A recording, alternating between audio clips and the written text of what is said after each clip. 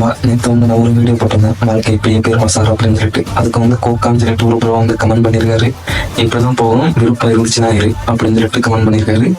அவர் அது சொல்லும்போது எனக்கு சின்னதாக ஒரு குட்டி ஸ்டோரி தோணுச்சு, அதை மட்டும் இந்த இடத்துல சொல்லிக்கிறேன்.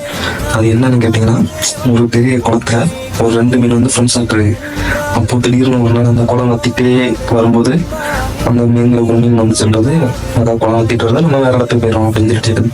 ஆனா அந்த மீன் சொல்றது, உனக்கு இதுதான் நம்ம இடம், நீ இருக்க முடிஞ்சா இரு அப்படின்னு சொல்லிட்டு சொல்லுது. இந்த மீன் இல்லை, நான் இங்க இருக்க விரும்பல, நான் வேற இடத்துக்கு போகணும்னு சொல்லிட்டு ட்ரை பண்ணி கஷ்டப்பட்டு எப்படி இல்லாமல் வேற பெரிய இடத்துக்கு போயிட்டு திடீர்னு ஒரு நாள் இந்த மீன் இருந்த குளம் வந்து வத்தி போச்சு, இந்த மீன் செத்து போச்சு. இதுல இருந்து என்ன தெரியுதுன்னா, நம்ம வந்து ஒரு பெரிய இடத்துக்கு போகணும்னா சில கஷ்டங்கள் எல்லாமே வராது. கஷ்டம் நஷ்டம் துன்பம் இன்பம் துன்பம் எல்லாமே வரும். அதெல்லாம் தாண்டி போனாதான் நமக்கு ஒரு வெற்றி கிடைக்கும்.